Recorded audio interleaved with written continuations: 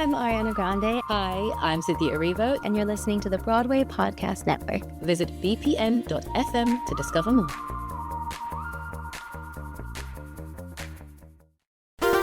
There's a cat over here. There's a cat over there. And the wrong one died. And the wrong one died.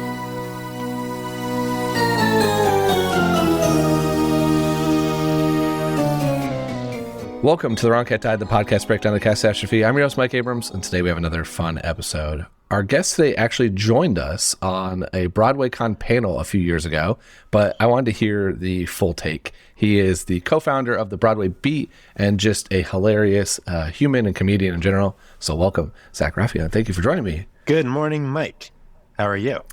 I'm doing well. Excited to have you. As a Broadway Beat writer, we get to connect a little bit, but not enough about cats and not enough about how the Broadway Beat even came, because I joined so much later. This has been around so much longer than I've been writing. So let's go in order of cats, Broadway Beat, and then some fun stuff to end. So, but I want to start. This is a Cats podcast. Of course. What was your introduction to cats? Like, you're obviously a theater person. I know you work in theater. You've got a theater satire website. When did you learn and see cats the first time? Okay, so I grew up in Westchester, New York. And we had a theater named the Westchester Broadway Theater, which unfortunately closed for the pandemic and then didn't reopen. But they used to do a lot of really great work, and there was a youth production of Cats. I had like some friends in at the time. This is like I was in high school, and I had heard of Cats. Just like my parents worked in theater, so I knew of it. Like we owned the VHS, but I never watched it because I was like, that looks boring. I don't need to. Okay. So I was like, I don't know, this dusty VHS. I want to watch something else. So we took a field trip in school to see this youth production of Cats, like our chorus class. And I, again, knew nothing about it. I just knew like my friends were in it and they came out dressed as cats. And I thought, well, what are you guys doing? That's not right.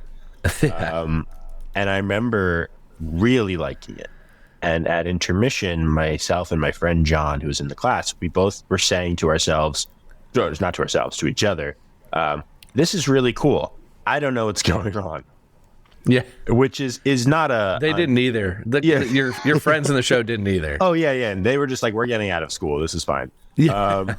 But this, it was... And that's not a rare take to see Cats and be like, I like it. Don't know what it is.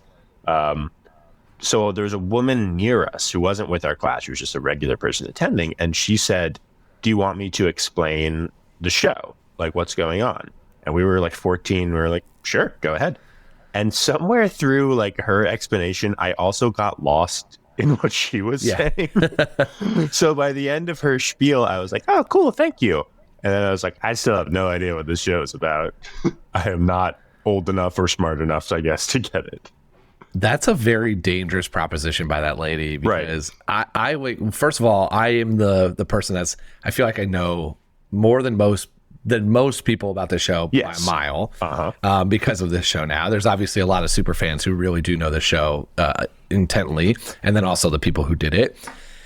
But when I go to see it, like I went to see the tour a couple years ago in the US in DC, and I was sitting there, and the one time I was sitting there by myself, and same thing kind of happens. People are talking, and I'm like, I'm not jumping into this conversation because I will sound like a lunatic if I explain it the way, at the level I know it.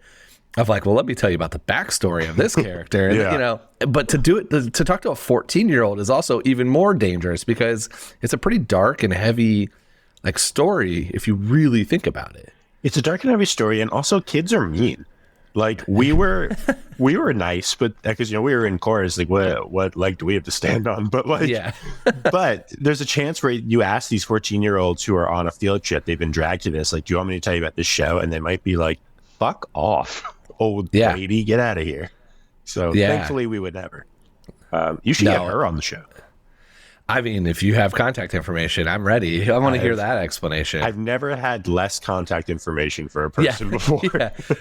Could you even picture or describe her, let alone? No. And the theater does not exist anymore. So, unfortunately, she's in the ether. Ether? Yeah. Ether. She was a season ticket holder, probably. So that would be my guess. Although that's still weird. So Indiana where I'm from, did a junior production either last year or maybe it's coming up this year.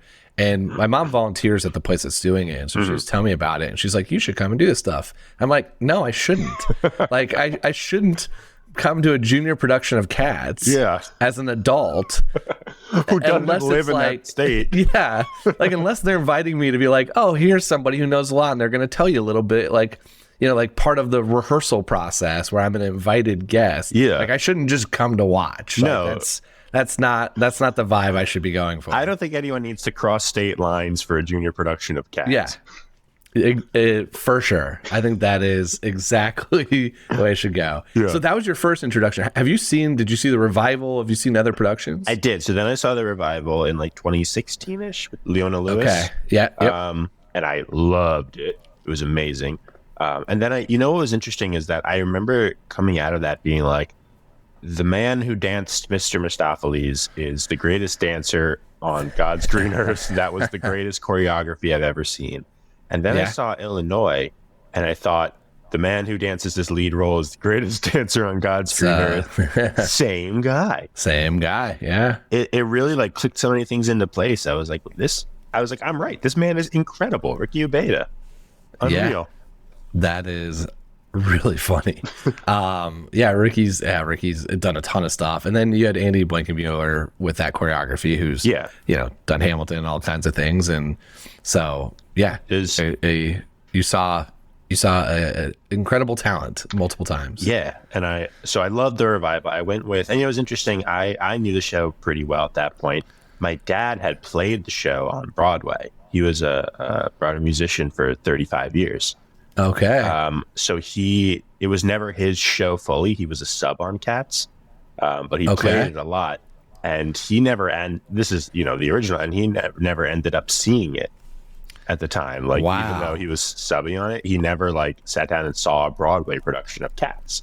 So this in 2016 was his first time seeing a Broadway production of Cats. How many times do you think he had played it at that point? Dozens, if not over 100. I mean, it was a long time, and he was a long time sub. But again, he had never like just sat back and watched it. So it was interesting in that way. And then we brought my older brother, he's a theater person because he also grew up in that realm, but he's not nearly as into it as the rest of us. And he did not care for Cats.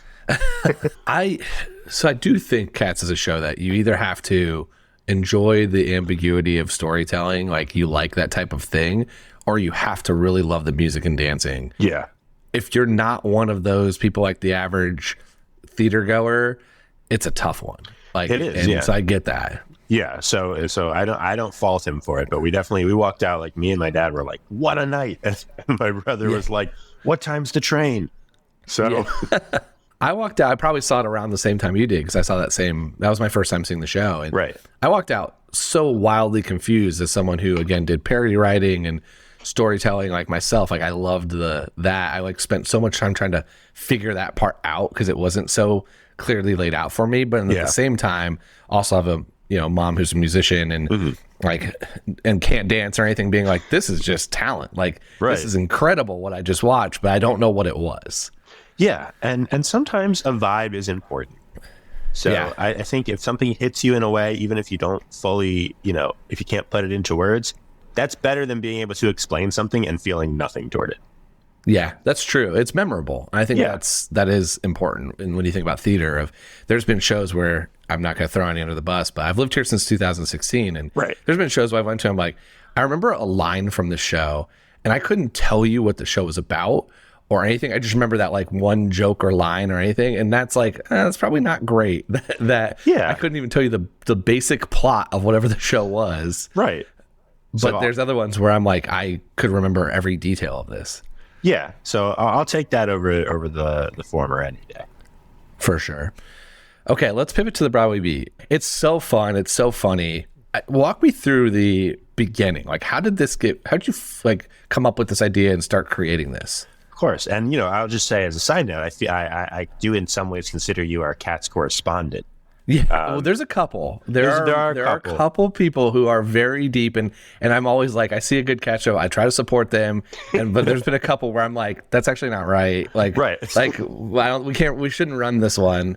And it's important. You gotta keep us honest when it comes to the cats. Everyone has their expertise. But yeah, so we started the Broadway Beat in 2019. I had kind of mentally started it. I'd say probably like a year before that. I was writing for a site named The Hard Times, and their video game offshoot, Hard Drive. So that's where I really learned like the structure of writing satire, the structure of how these sites work, how the editorial process works, and so on and so forth. And, you know, coming from a theater background, I kind of was wondering, like, is there a world for a theater version of this? Would people care? Am I the person to try and do that? And, you know, I had some of that back and forth with Haley, who's one of our editors. And I was like, I don't know if I'm really the person to like do this. And she was like, well, no one else is. So why not? Yeah. And there was a gap in the market for sure. Yeah. She's like, who cares if like in the grand karmic scheme, you're the person to do it. You're the person who might do it. So what does it matter? Just do a good job. And I was like, yeah, all right, let's try it. So, you know, so Haley Jane Rose, Edward Precht, and I started it up. And, you know, I was writing, I'd say, like the majority of the articles for a little bit, but was always kind of keeping it open to others, like making sure there was info on the website, like how to pitch us.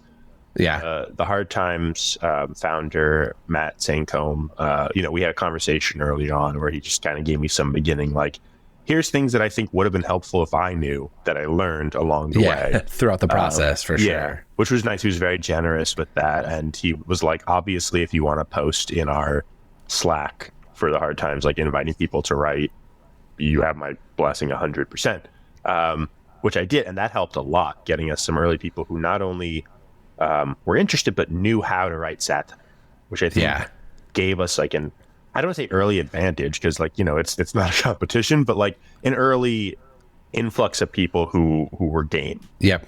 So that really, really helped from the beginning, just getting some outside voices, because like as much as I can write articles, I'm only one person and I'm not the funniest person. So, you know, people come in and with other ideas, and that's just going to make it a more well-rounded project.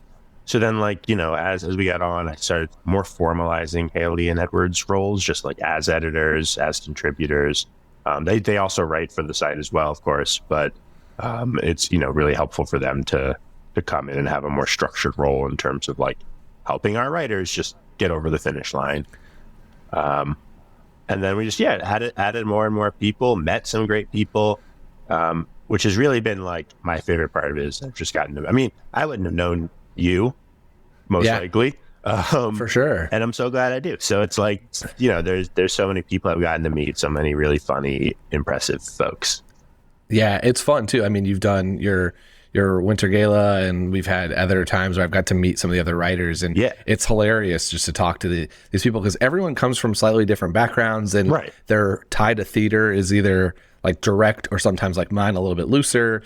And everyone has a very different point of view, and you can tell too in the like when the writers are pitching stuff, there's like, oh, this is that style of that person. Like sometimes I'm like, that's not me, and I think it's funny, but like that's definitely not anything I could even write.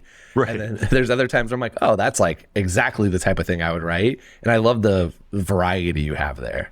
Yeah, I mean, it's really I love that too, and I think it speaks to like, I think people who are theater fans, and kind of to your point, everyone has a different entry point into that world. Everyone has a different first show, whether it's the first show they've been in, a first show they've seen, like a regional production, youth production, Broadway, whatever.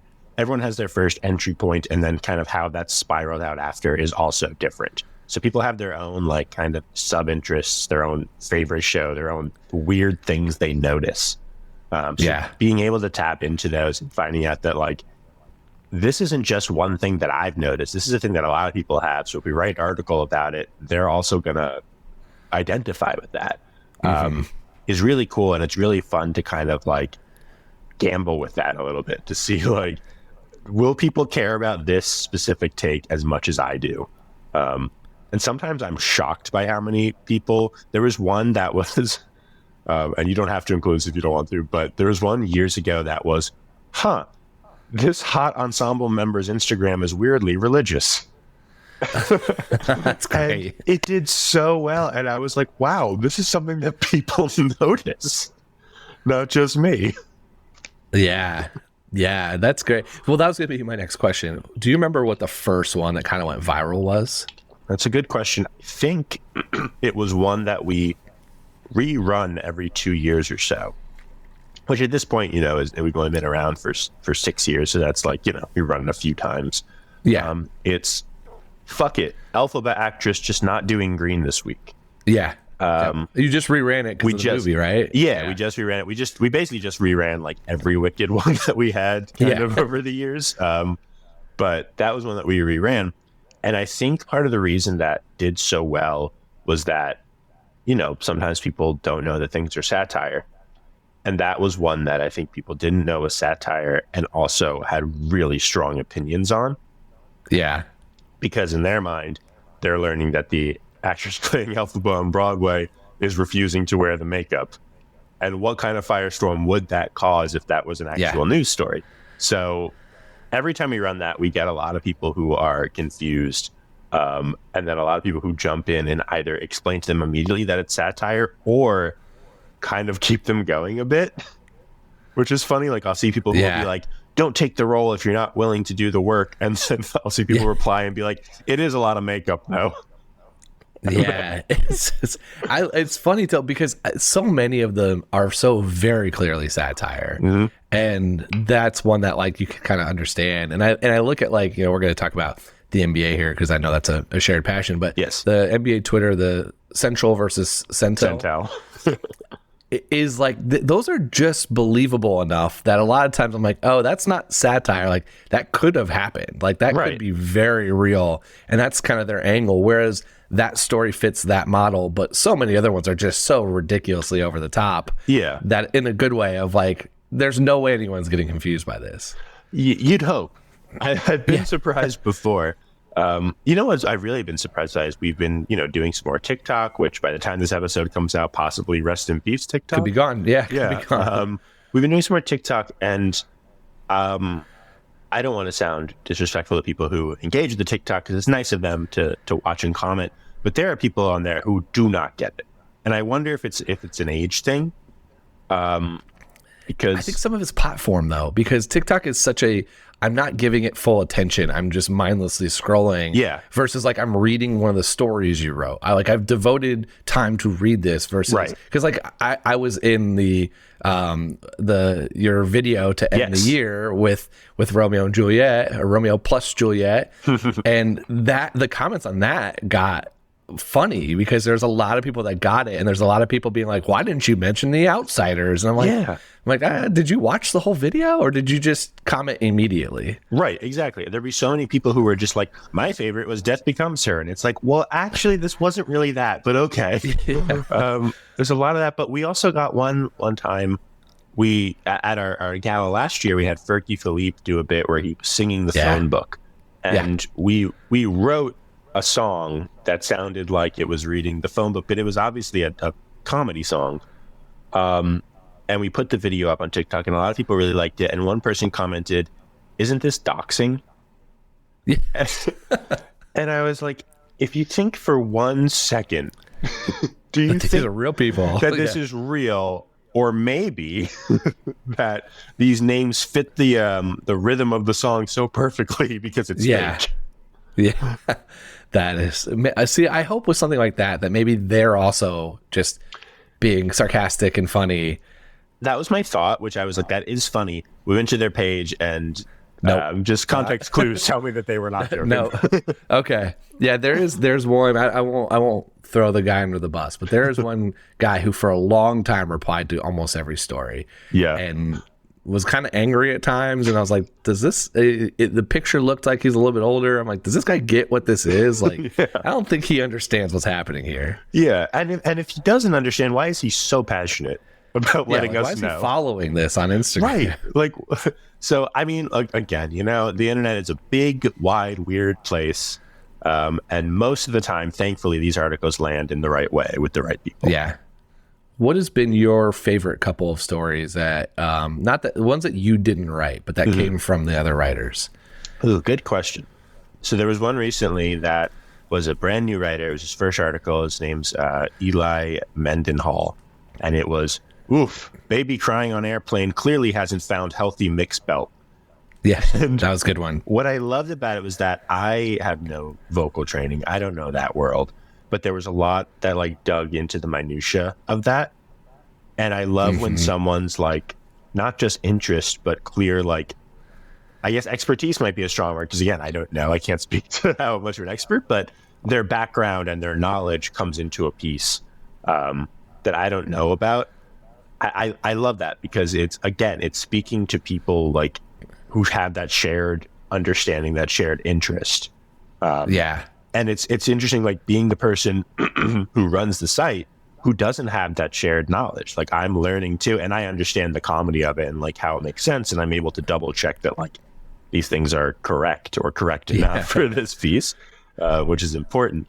But I think I don't know, it spoke to that in a way that I was like, oh, I get to kind of be like a fan of this piece as opposed to like the editor, because again, I don't have this background. I've noticed that a lot of times when I see, because I get to see a lot of the pitches, just the way that you handle your writers on the Slack. Right. And so whenever I see a new one, I'm like, oh, these are a lot of times are really, really hilarious first stories. And I think it's because people have been sitting on their best joke for a long time versus all the rest of us have kind of like, we've given you our number one to get into the writing pool. Yeah. And so I'd like, there's been a couple, like whoever did the Leonardo DiCaprio spelling bee one, like that one was classic. A classic banger right out the gate from a new writer. Yeah. And so stuff like that. But has there been anything that you've wanted to, and you don't have to get into the specifics, but really wish you could run, but decided, hey, we probably shouldn't write this? Interesting question. Before I answer that, I want to flag one more piece that I love that fits into that category. That is one you wrote, which is Patti LuPone releases new track, Meet the Webbers. Yeah. Which is another example of like, if you get it, you get it, and you're going to love it. And some people did. And if you don't get it, you're going to love the next article. I really wanted that one to do better than it did, because I was like, but it's so niche. Like you have to know what's going on between the two rappers and the whole saga with Patti. Most of the theater people know that. Yeah. But yeah, that one was fun to write. Yeah. And again, that's the example of like, some people get it and some people have that knowledge, and this is really for them, and other people won't. And I really love articles like that. I think they're fun. Yeah. The best one I had was after the Paradise Square saga. I wrote one about I forget who it was, but somebody went into the woods, and I joked that they were finally happy to be paid. Yeah. It was like right after this, like the lawsuits came out. I was like, is this too aggressive to even post? Like it's a pretty pushy headline, but the person I'm poking fun at's the criminal that we're all don't dislike. Yeah, I think it was about Jakina Kolakanga, and I don't think anybody was seeing it as a dig at her. She's just trying to work. And it's a very smart piece. It's timely. Yeah. That was another very good one. Yeah, I don't think anyone got angry at that one. No, it was fun to write that one. Yeah. In terms of ones that we haven't run, I'm sure there are a few. There was one that we ran that we can't rerun. Okay. Because I think that people now, it's still on the website. It's not controversial. I think it's hysterical. But I think that people now, because of that like misunderstanding, I think people who don't get it would not be happy, and it would start arguments. It's by a writer named Aidan Sears, who's really great, and it's large, gorgeous, beautiful bouquet wasted on ensemble member. Oh, that's okay. Yeah. So you see where I'm coming from. With the past few years, with people rightfully, recognizing the work that ensemble members and understudies and swings do, I feel like people might not really vibe with that one. Again, I'm not going to take it down or anything. I really think it's a good article, and it's clearly, hard satire. It's a joke. Yeah. It's people, we don't really believe that. But that's one that I'm like, I don't think we can rerun that for a long time, if ever. Yeah, for sure. Is there like a good, I guess, what would you recommend to someone who wants to write? Like, what's the advice you'd give of like, here's what makes a good piece or a good pitch for you all, like what you're looking for? Yeah, I think that we usually say like evergreen pieces. You know, if you're going to be a new writer who's pitching us, for a few reasons. So when I say evergreen, I mean like not timely, not the Meet the Webbers, you know, show, because that's such a hyper in the moment, which is perfect for, you know, what we're doing. But you know, the three of us, like, we worked full time. You know, this is a site that we're extremely passionate about. It's my favorite thing in the world. But we also aren't able to keep an eye on things and meet and discuss new pitches 24/7. So timely pitches sometimes lose their moment because of that. They also lose their moment because we give people a week to write their draft. So if these people take a week to write their draft, even if it's a perfect draft, it's already missed the moment. And oftentimes people's drafts aren't perfect, which is just the nature of like, yes, we're editors. Yeah. That's why we're here. So timely things just for new writers just generally can't get approved just because they don't make sense to. So I think general pieces that like can fit at any time and always make sense are the best bet.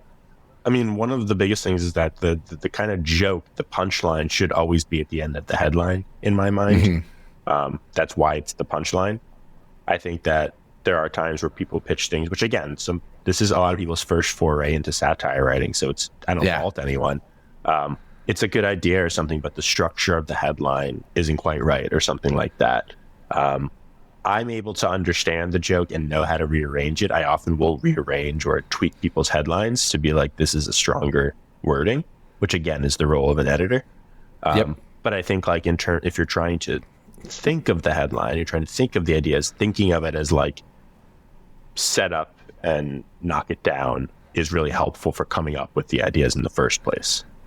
Yeah. It's interesting here to say that because I do think like I had the reverse experience. I had never written the headline. I had written comedy articles for a college newspaper for a long time. And so I was used to like having the whole 300 to 500 words to tell my story. And then I was like, I didn't even think about what the like punchline headline was. And so it was kind of like flipping that on its head. And there are times too where I have a pitch that's currently outstanding where I actually think there's two ways to write this story. They're both funny, but they're very vastly different stories. Right. And one is like very, very dumb satire and one's very like aggressive satire. And so, but I haven't put the context in. And so it's like kind of interesting to see how people are voting because I don't know if they realize that I don't even know which one I think is funnier.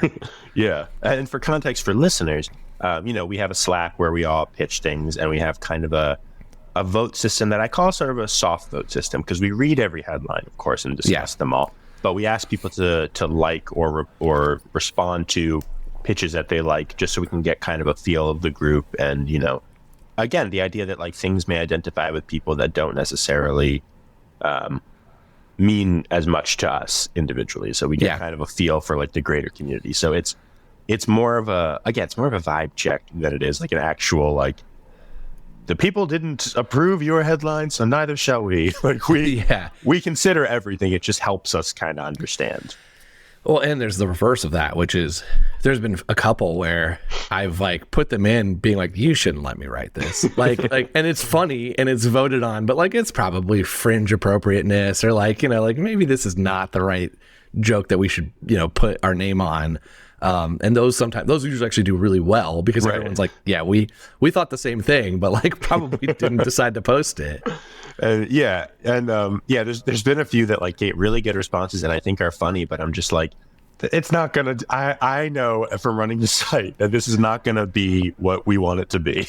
And it's funny because I'll pitch things too. Like I try to keep it, you know, like I want to get feedback on mine too. And people often will like mine, but I also have the thought of like, well, you know, they're buttering up to the boss. They don't want to. So I have to have Haley and Edward sometimes keep it honest and be like, is this worth writing? The first time you pitched, I saw your pitch in the Slack. I was like, why are you pitching in the Slack? Like, don't you make this decision ultimately? like, do you need us to say, yes, this is funny? But then a lot of times I'm like, oh, no, this is like, it's the timely stuff. And so you're just throwing different ideas out. And I like it too, because a lot of times somebody else's sparks somebody else's. And you can see Definitely the continuation of like, oh, I build on that one a little bit too. Absolutely. And like, I often, like, if there's a breaking news story, I'll be like, go into the timely and be like, thread, and like just pitch your stuff in this and reply to this, so we get them all in one place. You've told some people some news, it sounds like, from that too. It's been a theme. Yeah, our site, I mean, I love when we post something timely and someone will reply and be like, this is how I found out. Yeah, this is how I learned about this news. Yeah. Tell me quickly, I know you launched a podcast this year. Yeah. So talk a little bit about that. It's called the Broadway Beat Podcast. We're doing it in kind of seasons, so to speak. Yeah. So I commend you for being able to do this so consistently. And I don't know how or why, but here we are. Don't question a good thing. Yeah. But, in our head, we were like, I don't know that we can continually do this 52 weeks a year. So we're doing it in kind of batches of 8. It's called the Broadway Beat Podcast. It's in the kindest way a ripoff of Comedy Bang Bang, but for theater people. Okay. So we have a theater or theater adjacent person as themselves, and we do a fun interview with them up top. And then we have a writer / comedian come in as a theater adjacent character and join the conversation for the second half. Mm-hmm. And we have sort of a group convo with this fictional person. And it's so fun. I mean, we've had a lot of our writers on. I actually have a character pitch for you, which we could talk about. I told you my character pitch for you last time we were in person. Yes, the one I think could work. But I'm not a character actor or comedian or performer, so this is where it's like, this will be stretching my experience. Yes, well, that was my thought too. I was like, you can do that character, but I have another one that also could work for you if you wanted to do a different one too. So we have 2 options for you. We'll talk. Okay, we'll talk after. We'll talk after this recording. I was like, depending on your comfort level, I was like, well, figure it out. Okay. But yeah, so we've had some really great people on. Like we had one of my favorites was Andrew Kober, who's currently in Gypsy. Hilarious. He's so funny. We had him on. We had Jenny Haining, who's one of our writers and a close friend. Her character was the guy who didn't quite get suffs. Yeah. And she was so funny. And that's one of my favorite episodes. We have Patty Murin came on, and Natalie Ortega, who's currently Nessa Rose in Wicked on Broadway. She's also a great comedian and character actor. She came on as one of the runner-ups in The Search for Elle Woods, the MTV reality show. Yeah. She was insanely funny. Elsie Fisher from Bo Burnham's 8th Grade came on. She's very funny. She's so young. I always forget. Like we've done a few things with her now, and every time I'm like, oh, you are like so young, and your comedy sensibility is so like early Simpsons, like a lot of like shtick. Like she's very wise beyond her years from a comedy standpoint. It's been fun to listen to them. I've listened to all of them. Oh, thank you. And it's been hilarious because it's like it is a half serious first half of the episode with like a very known person, and then I'm like, because I also know a few of the writers that you've had as the characters, and I'm like, oh man, what are they gonna do? Like, what is their character gonna be? Because some of them, I mean, they've all been hilarious too, and then they don't break; they stay in character through the whole thing. Oh yeah, they stay. We break. Like I laugh. Yeah, a lot the whole time, for better or worse. And oftentimes, Haley is multi-talented, not just the editor of the site, but she engineers the podcast and edits it as well. And she often, you can hear in so many episodes, her cracking up off mic. Yeah. Which is, again, it's a good time. We do a mix of Zoom and in person. Yeah. So we're trying to figure out sort of a happy medium for the second season. Like, do we try to do them all in person, or is that even possible? So we'll see what happens. Yeah, it's easier to get people on Zoom because it's just much easier. Lift, but it's more fun and usually better content in person. Although this format has gotten a little better. We don't use Zoom. We use a Zoom adjacent, and it's pretty good. And it gives you some of the features that you wouldn't have on Zoom, which I found helpful. But It's also who's in New York and not New York, which is for me a lot of times I've had a lot of overseas in London and Australia. Right.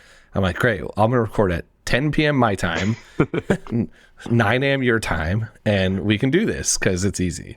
Yes. You're an international podcast. So you're catering Cats to has the been, globe. it's currently in Korea, I think, and it's going to Germany soon. So it's like, it's international. It's on Royal Caribbean Cruise. It's everywhere. It's those cats. You can't tie them down. Nor would you want to. No, of course not. We're going to take a quick break, and then we'll be back for more of The Wrong Cat Died. So I want to pivot to the NBA, but the way I'm going to pivot us is I want to ask you a question if you've noticed this, because I don't think it depends on if you've edited most of my stories or not. Mm-hmm. So I'm going to break some news to you if you haven't noticed this. But one of my biggest challenges of writing stories is the easiest part, which is naming the characters. Yes. Right? Should be the easiest thing. I'm always like, well, what should I do? And sometimes there's a character name that fits into the humor, but when there's not, have you noticed that at least half the articles I've written are just Indiana Pacer player names, obscure Pacer player names renamed? I have never noticed that. Okay. That's great. If you go back, I've taken a person like Jeff Foster. I picked people who a theater person would never know. Yeah. And it was like Jeffrey Foster. I don't Or even know made the names. Jeff Foster. You don't know Jeff Foster? Oh, No. my God. Jeff Foster, Indiana Pacers legend. When was he in the NBA? He was in the NBA in the 2010s. He probably played 15 years. He was the big white center who rebounded, and you would recognize him 'cause he would terrorize your team type of guy. He's the guy that you would, root for but hate. Oh, this guy. Yeah, who looks like a investment banker. Yeah. Exactly. Okay. But I named one. So I try to pick really obscure, so that way it's like not obvious. Right. But yeah, I think at least 3 of the articles I've written for you are renamed Indiana Pacer players. Good. All right. Well, that stops immediately. I'll expand to further NBA moving forward. Well, good to know. Good.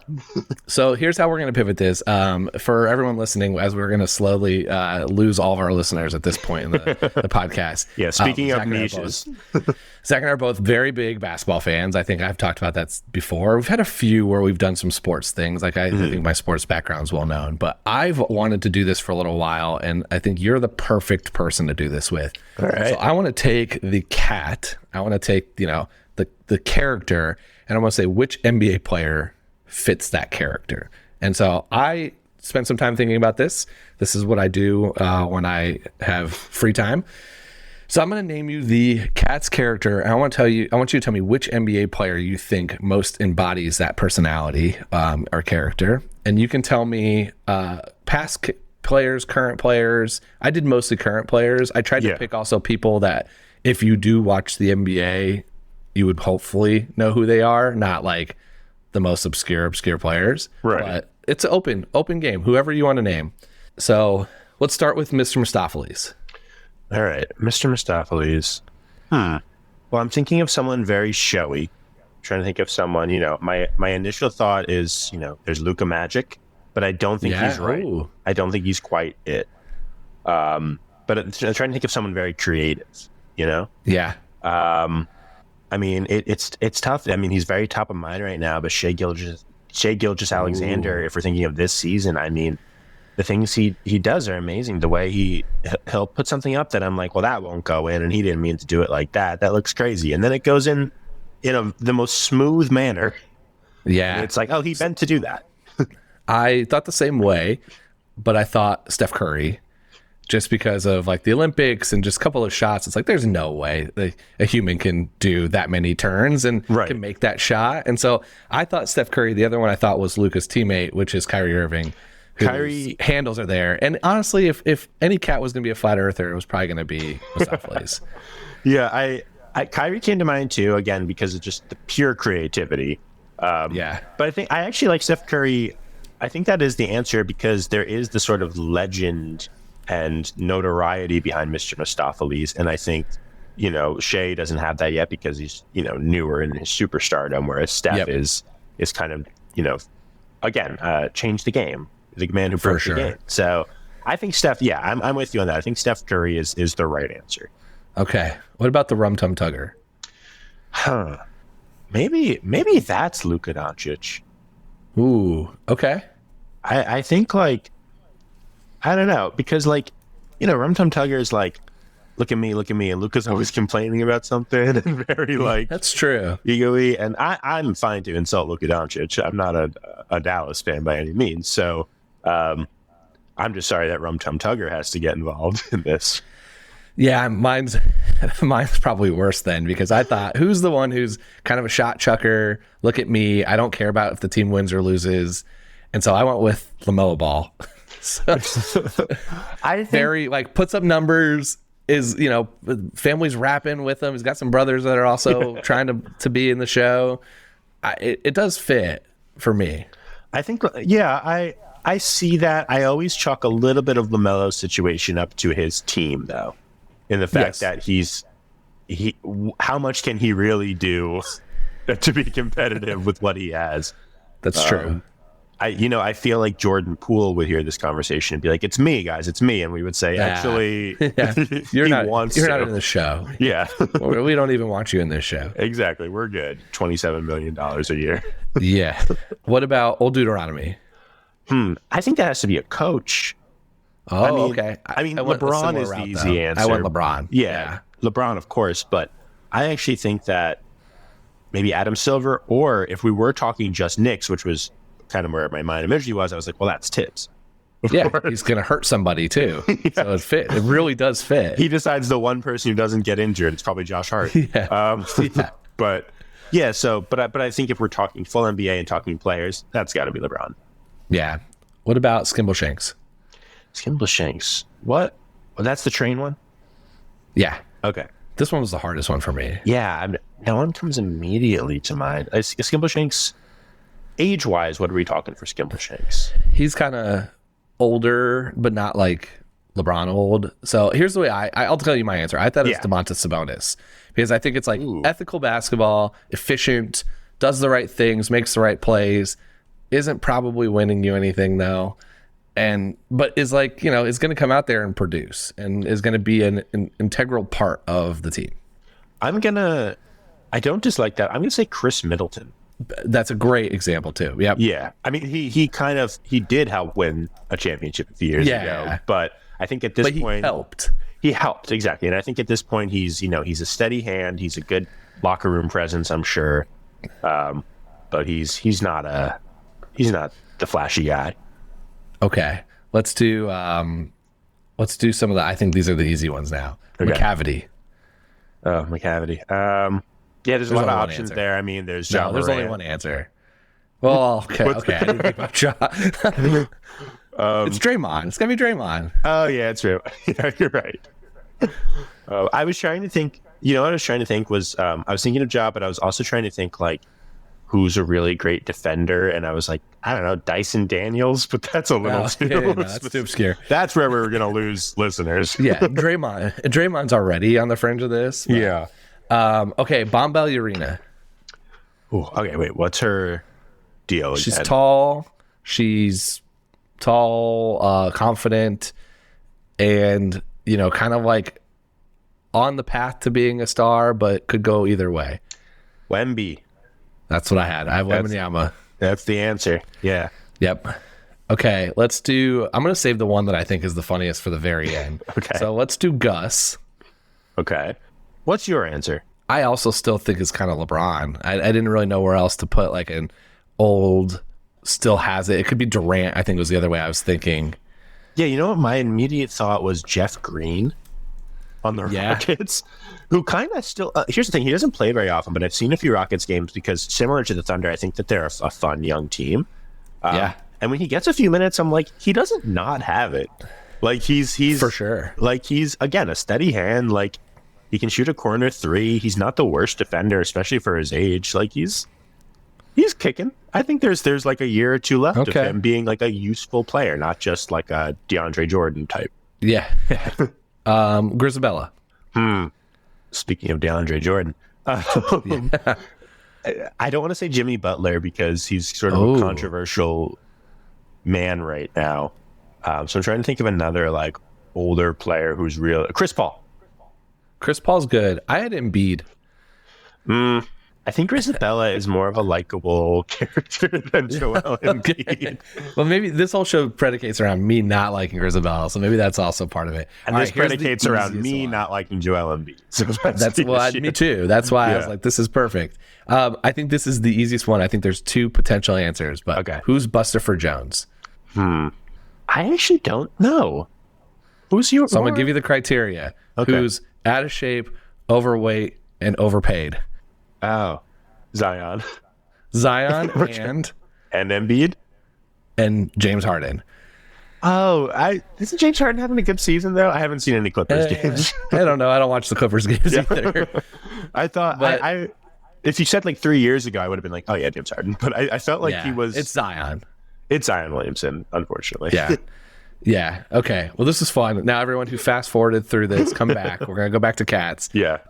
Let's do the rapid fire. If you could play any character in Cats for one night, who would you want to play? Mistopheles, but with the caveat that I also have the dance skills to do it. Okay.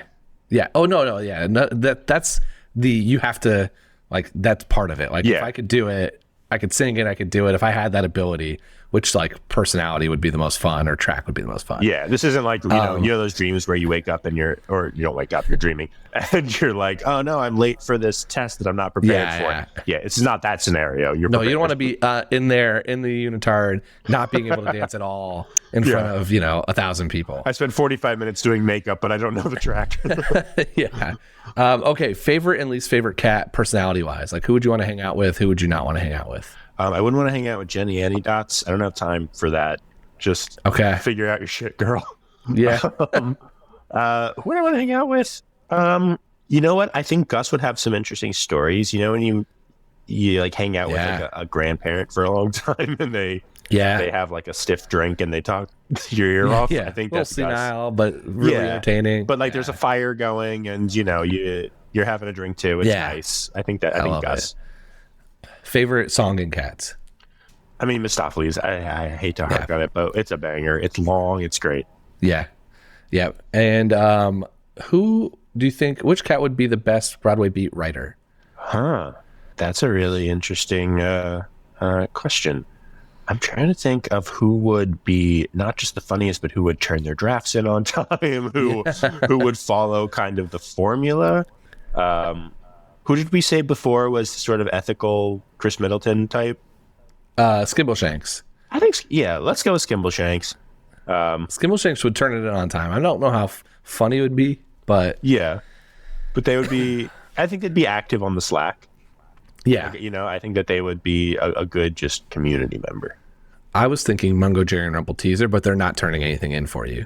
No. Oh, no. There wouldn't be just... And they're going to pitch the headline and then ghost you. Yeah, and they would be really weird about like credit and stuff, which like we credit all our writers, we tag them on Instagram, but they would still be like, well, you should put our like name in the text or something, and we'd be like, guys, we're trying to, again, that's not what this is about. Yeah. Okay. $1 million question. I don't think Grisabelle's the right Jokel choice. I just called her Joel Embiid. Who is your Jokel choice and why? That's a really, really good question. And my answer is, to nobody's surprise, Mr. Mistopheles. I love it. He's got to be. We got to keep those tapping toes. Okay, people need to see him. He should get together the heavy side layer and keep doing that choreography up there. Amazing. Yeah. Is SGA your MVP right now? I think. I think I don't have a choice. Yeah, I think he is. Okay. I mean, he's so good. You know what? There was maybe a week there where I was like, is Karl Anthony Towns going to be in the conversation here? If we're talking just centers. We're talking about Cat right there. We're talking about Cat. Cats. I mean, that's no better time. I mean, obviously, Jokic is the guy in terms of centers and outside of centers. But I think if we're really talking the whole league, SGA, and also that avoids the voter fatigue, that whole narrative. Yeah. Yep. So I think that's part of my Grisabella, the voter fatigue. Like, again, another night, just going up. Like, let's let somebody else go. This is why the ratings are down, because Grisabella gets... Well, this has been super fun. How can people stay in touch with you, the Broadway Beat, and everything? Yeah, I'm on all the social media, but a lot of my social media is just amplifying the Broadway Beat. So you can follow me on Instagram and Twitter and whatnot at Zach Raffio. But more importantly, follow the Broadway Beat. It's B-Way Beat News on Instagram, Twitter, Facebook, all the places, except for TikTok, where it's the Broadway Beat, because we got locked out of our original account. And I was like, the password is, I have the right password. I don't know what you want from me. And I reached out to TikTok customer support, and they were like, you need the password. And I was like, that's the issue. So again, by the time this episode comes out, it may be moot entirely. Yeah, this is why it's getting taken down. This is why. But if TikTok does get rescued at the 11th hour, the Broadway Beat, we're there, and you can comment about how we're being bad and doxing people. Yeah, Fergie, he was the best. He was an old Deuteronomy in college, and he came on the show really early on, and he's just a hilarious human being. So I was out of town for that particular performance. Yeah, and I was like, I did the live stream because I was like, I want to see whatever Fergie's doing. I can't wait to see. And then you told me what it was. I was like, this is gonna be even better. Yeah, he's so game. And of course he's an incredible singer. So to be able to perform this joke song so beautifully, I think really elevated it a lot. So we were very grateful. With a straight face too. Exactly, like just hitting these little like subtle notes. He knocked it out of the park. Amazing. Well, this has been so fun. Thank you for coming on. Thanks for everyone for powering through the NBA section for us. Do we want to do it again? Yeah. Should we go for the rest of the ads? I mean, I'm going to pitch some NBA stories for the Broadway Beat just so we can see if we can get that into there as well. Perfect. Awesome. Well, thank you. And thanks everyone else for listening to this episode of The Ron Can't Die, the podcast breaking down the catastrophe. To follow along, you can subscribe on Apple Podcasts, Spotify, or anywhere else of the podcast. Social media is a mess, but we are on Twitter, X, TikTok, Instagram, and Threads, whichever one still survives. Or check our website, theroncatdie.com.